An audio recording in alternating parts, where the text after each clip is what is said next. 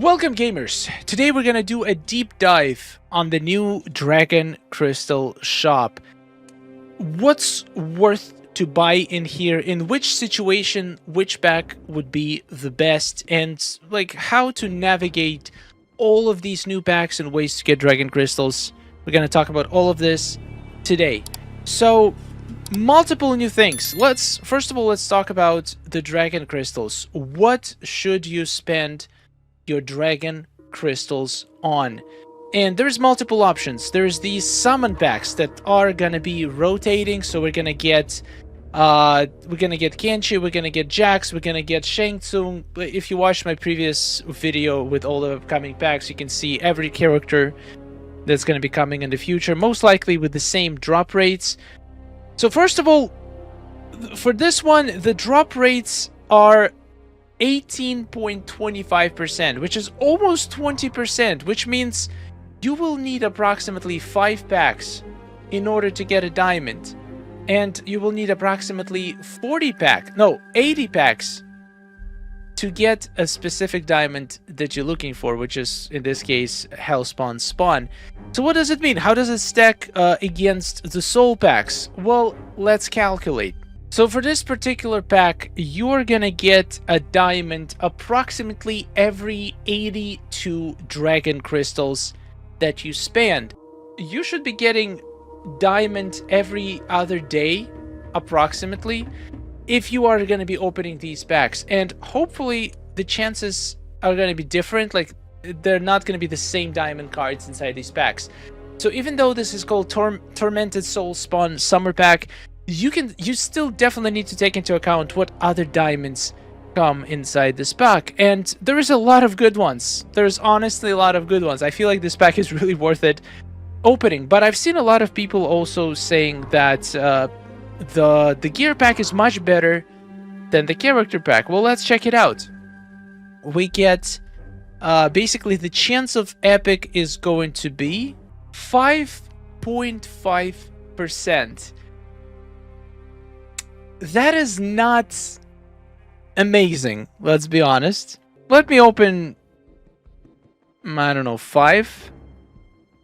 Just for fun, just to see what we can possibly get. It is a little bit cheaper than... No, actually no, it's the same price. So from 5, I should have 25% chance to even get an epic. So the chances to get epics are much lower than the chances to get diamonds. Almost a quarter, at least 3 times lower.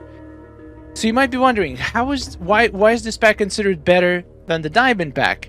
Alright, let's get my 5 cards. Yep, no epics. No epics. And wait a second, it doesn't even come... I did not even read. I thought it comes with the newest tower gear, but apparently it doesn't. So this pack is complete scam. You have less than 50% chance to get the piece of tower, the piece of gear from this tower at all. Which is still not terrible. If you want to get yourself a nice little boost from the beginning, starting out with an epic or with a rare piece of gear in the tower is going to be a huge help. So I think this is the main reason why people say this pack is better than the character one. Is just because you have a tiny little chance. For 300 Dragon Crystals, you have a decent chance to get one random epic piece of gear from this tower, and potentially get some other cards from a different tower, even though you do not get a chance to get epics from any other tower, only rares and uncommons. And as you just saw, me opening 5 packs was complete and utter waste. Okay, so while editing this video, I realized that I ramble a lot, and it's been a couple days since I recorded it, and I've done huge openings for both Tormented Soul Spawn Pack and Hellspawn Tower Equipment Summon Pack. So I feel like I have better knowledge now about these packs and better understanding. And the conclusion I came to is that both of these packs are equally good in my opinion. And it all depends on the situations that you're in. First of all, let's get the Crypt Equipment Summon Pack out of the way. I think it's the worst out of the 3. It's not worth opening at all. 2% chance to get an epic.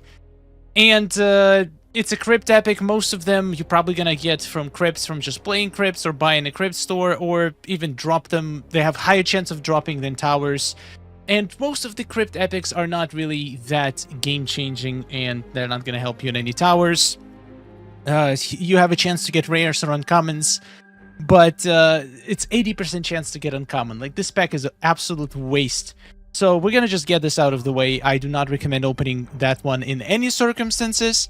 Now let's talk about the gear versus character. So both packs have strong and weak sides. Now let's talk about advantages about the spawn summon pack. And we're not talking about this specific character. We're talking about character versus gear. These are going to keep changing. We're going to get different characters. We're going to get different gear.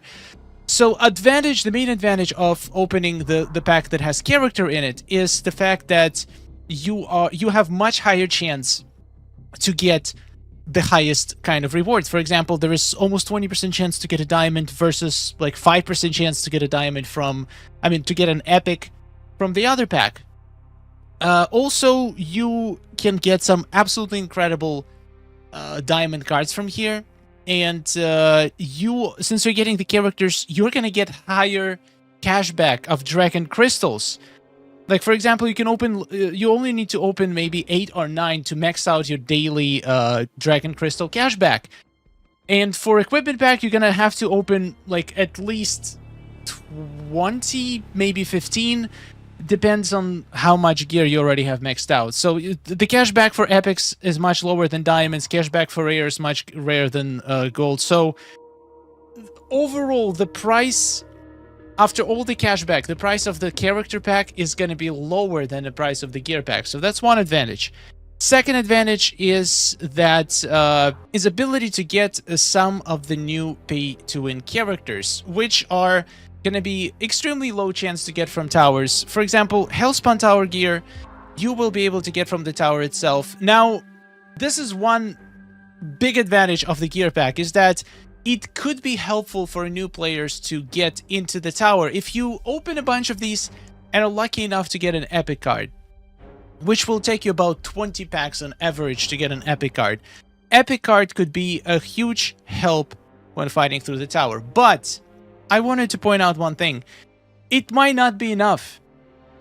It might not be enough of a difference. Getting an epic card does not guarantee that you're gonna beat the tower. Even getting multiple epics does not guarantee if you don't have characters to put those epics on. So it's gonna be highly dependent on your account. Do you have a really good team that you know is powerful enough to defeat the tower? It just needs a little bit of a boost. That's one way to get the boost. Get some pieces of tower gear, some rare, some epics. I don't even count uncommons, because no matter what you do, your uncommons are going to be maxed by the time the tower goes away.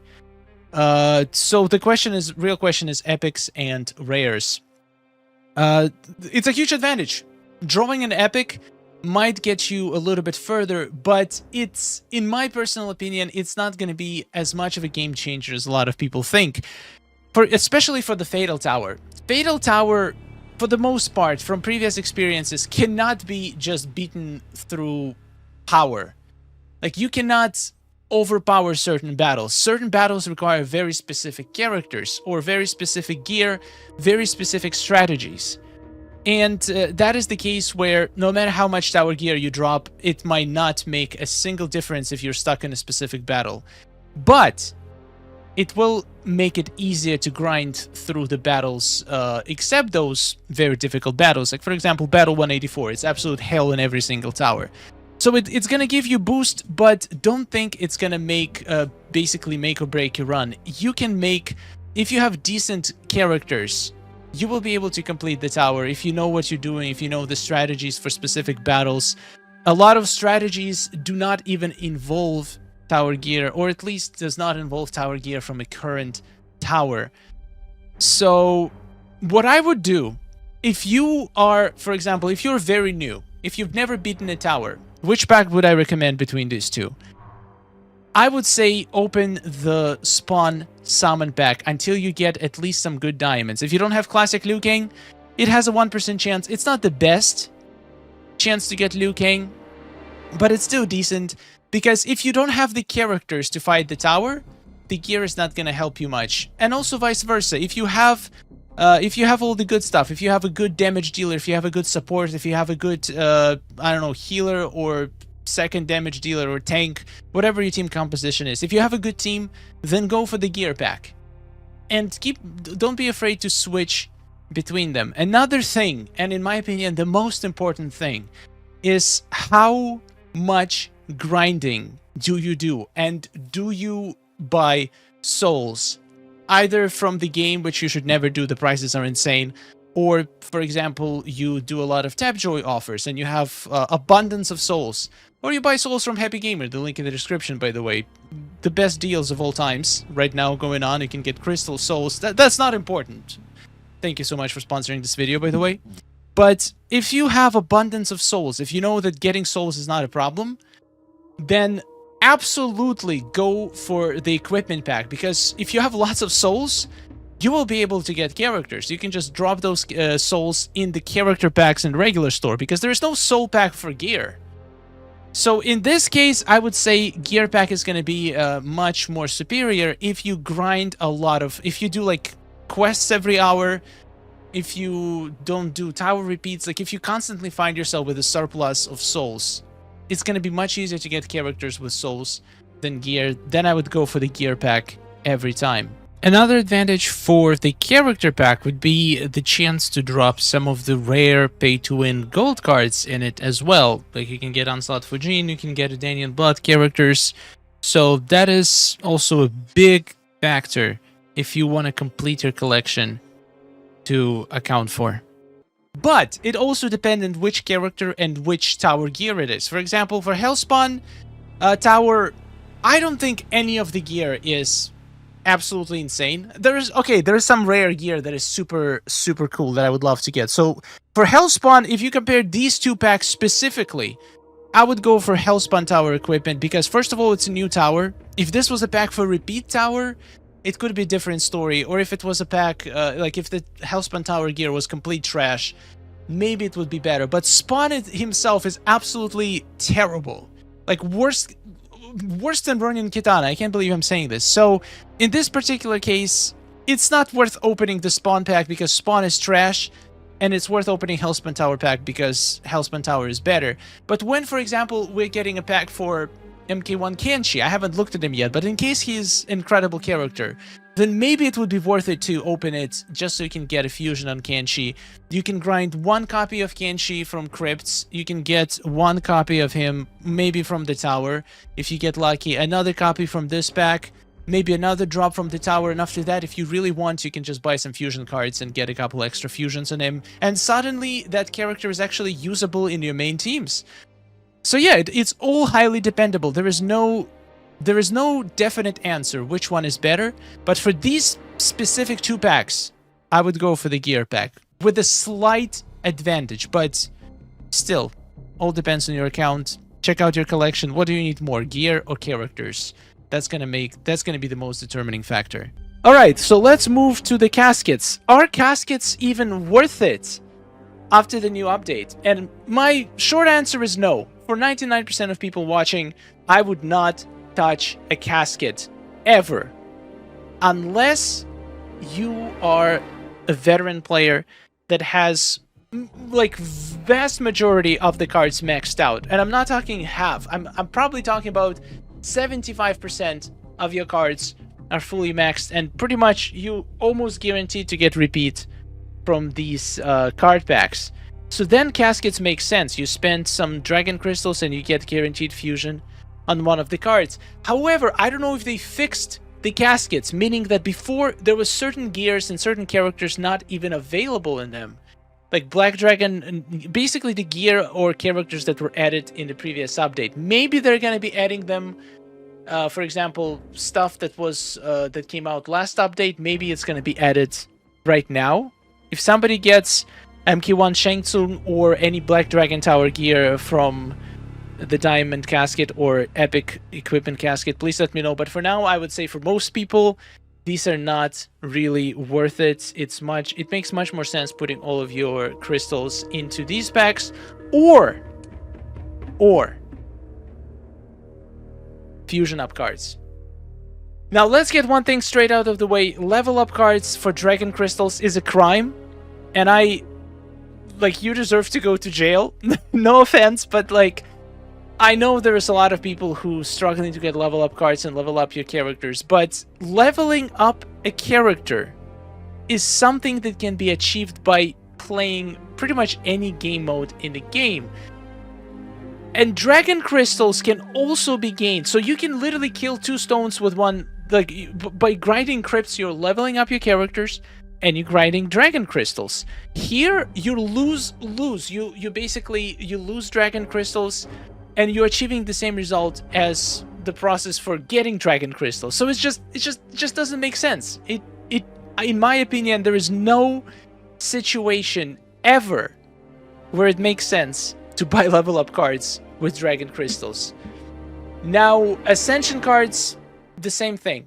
Honestly, most gold cards, if it's a good gold card, they're gonna be good at Fusion 10. If it's a bad gold card, even Fusion, like Ascension 15, is not gonna help them. So Ascension is just such a gimmicky thing.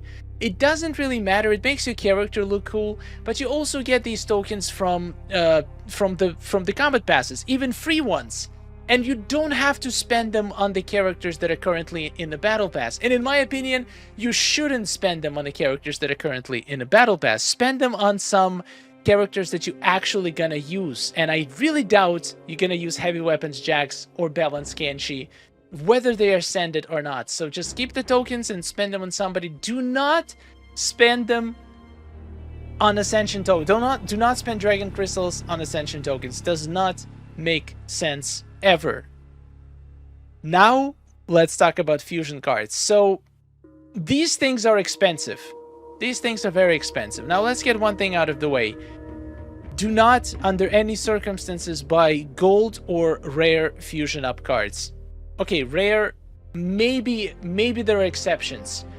There are a few really good tower gears, rare tower gears. Maybe it would make sense to spend rare Fusion up cards on a couple really good tower rare gears. But please do not spend these cards on basic rare gear. That's pain. That's pain. Now let's talk about epic and diamond Fusion up cards. And in my opinion, these things are actually busted. And initially when I saw how many it takes to max out the character, I was like, this is insane. This is not right. This is a bad deal. But then I got to thinking, and I realized something. If your card is at Fusion 3, so let's take a look. For example, let's take a look at my Fusion 3 Diamond. And this is maxed account. This is just an example. Who do I have at Fusion 3? Let's say I have... I don't have anybody at Fusion 3. Well, this is kind of embarrassing. Alright, let's pretend that my MK11 Liu Kang is Fusion 3. So, in order to get him to Fusion 4, I can do multiple things. I can open packs. I can do towers that has a chance to drop him. I can even go and try to open these Dragon Crystals packs because there's 1% chance to get MK11 Liu Kang, for example. I could also open a casket and hope that I'm going to get that MK11 Liu Kang. But I know that MK11 Liu Kang is a great card, and I'm going to be using him for a long time. So what I can do is to buy a Fusion up card, which is going to cost me 200 Dragon Crystals. So I can get my Liu Kang from Fusion 3 to Fusion 4 for only 200 Dragon Crystals, which is a steal. It's an absolute steal to use 200 on a character that you actually gonna use and that is good. What if I want to get him from Fusion 4 to Fusion 5? Well, I'm gonna need 2 Fusion up cards, so it's gonna cost me 400 Dragon Crystals. 400 is the same price as trying to gamble and get him from the casket. So in my opinion, 400 Dragon Crystals on a character that you're actually gonna use, which, let's be honest, there is not many characters in MK Mobile that are actually worth upgrading manually.